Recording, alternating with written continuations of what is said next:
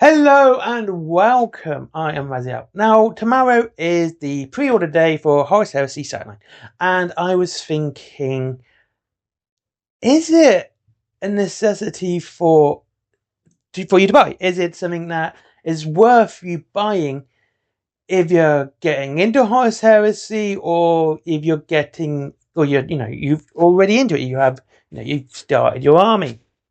Now, I can only talk from personal experience here. I can only talk about what I do. I cannot really talk what you guys would do, but follow my logic and see if you agree. Okay, that's basically it. So, when I was looking at this box, I said I didn't like it from the start. And I'm not a fan of Saturnine Terminators. They remind me of Samus, that they're going to turn into a ball and just roll around, dropping bombs everywhere, and that would be what they do.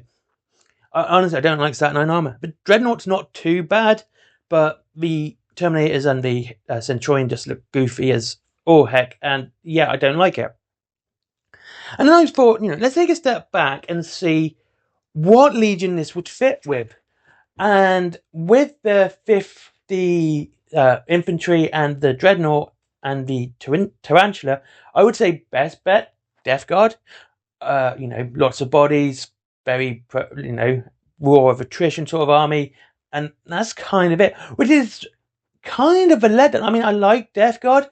However, the last box, the Age of Darkness box, where you had, you had a 40 infantry with 10 Terminators still, but you had this a tank and the Contemptor Dreadnought. And given that, Right Scars had great rules for Dreadnoughts, so, you had that straight away. It felt like an Imperial Fist or an Iron Warriors box with the big tank and, lots of Terminators. And it felt like you could use it as a fast one, especially for Terminators because of Spartan Assault Tank having transport capacity. The Dreadnought also, fits for other. It felt like it could be used for a Legion and you could really build a Legion out of it. Build your Legion out of it, say. However, this one just feels like Space Marines, and there is no real theme or way to this. And I think, again, this is kind of the issue with this. Like, if you're starting an army now and you're getting a Saturnine box, it feels very generic. I mean, yeah, that could be said as kind of a point, but with a narrative game like Horus Heresy, a box should have some sort of narration attached to it, some way of, way it works. But all it seems to be is, look, we have Saturnine armor, which, again, I don't like because it looks goofy, it looks silly, and I'm not a fan of it. That's just my opinion. You can disagree, you can agree all you want, and that's just what I think, and that's that. So, I was thinking, wait, will I get it for my next army? Now, my next army, if you've been watching me for a while, I plan my armies. Doesn't matter what game, I plan my armies well in advance. Like, I know exactly what I'm getting. I'm gonna get it, and that will be that. That'll be done. And once I've got everything I want, that army is done. Okay. My Blood Angels have lots of dreadnoughts because I wanted a walker army for them. Ultramarines is a tank army, so it's armored fist. And so lots of tanks. That's how I do this. And it's how I always do my armies. Like Wild West Exodus, Conquest, Kings of War, doesn't matter which one it is, I will plan my army out accordingly. My Wild West Exodus is a very much an animal-based army. I've got lots and lots of different animals in it. I've got the Raging Bear, the Great Elk, and, both the Thunderbird and the Flight of Great Eagle. So, yeah, I based it around animals. So, again, this is what I do. So when looking at this box, it's like there's nothing I could really want or use from this box that would build or add to the armies I'm doing. You could say, well, what about the Saturnine Dreadnought? My Blood Angels army's finished. I've got all the Dreadnoughts I want for it, and that's it.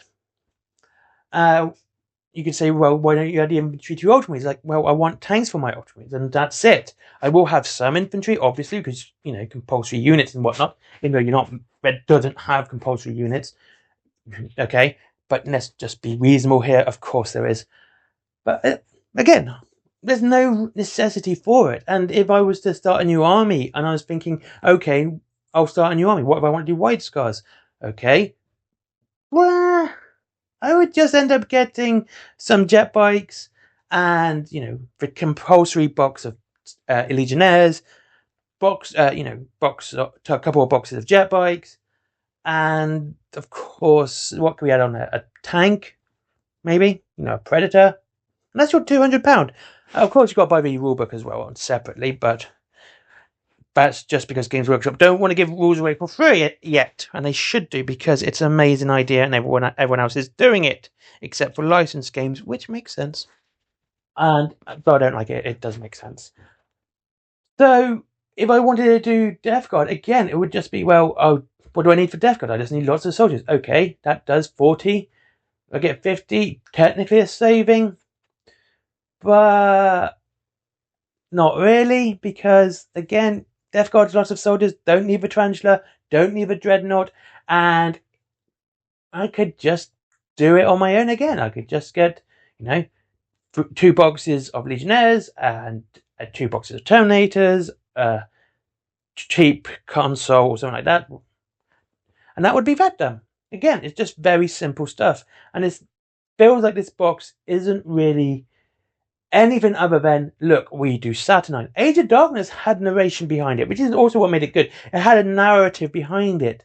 It was talking about the whole Horus heresy. It was talking about, how this box was good for the people that, the legions that it was portraying, both the Sons of Horus and the Imperial Fist. And the box was pretty good for that.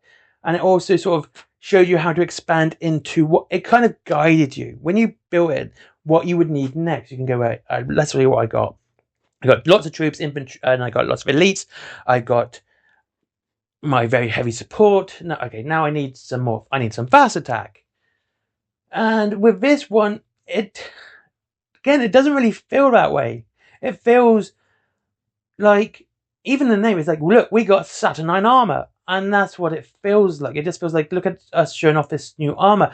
And then, story-wise, now this was the one I thought was weird, is it's going back in time, way back to the start of the early Crusade.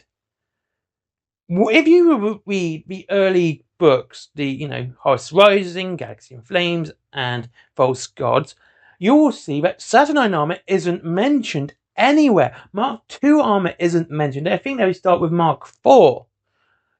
When the Horus heresy started, Saturnine armor was incredibly rare. So why would, and sitting with Mark II had been obsolete for ages. So there would be no 2 legions fighting in this armor.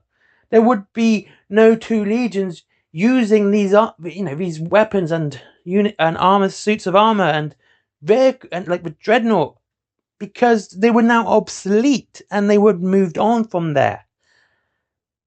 And this going backwards because Saturnine armor, that's it.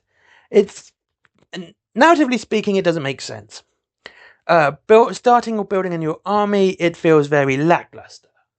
Continuing an army, it feels weak. This isn't a box I would suggest you'd get. I would say, look at the Legion you want to do. Read in the novels or in the lore how the book is done, how the Legion is done, and try and just go that way with your money. Get the rule book and go that way.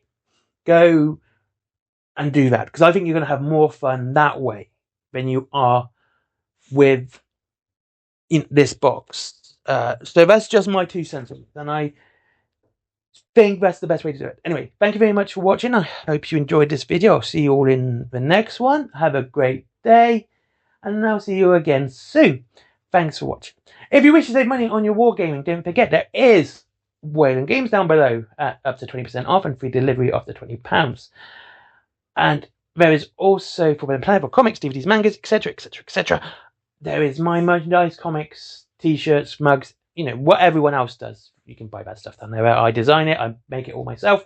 There's also Skyforge, good friend of mine, never forget Skyforge. And finally, there is the Patreon business. Bye-bye.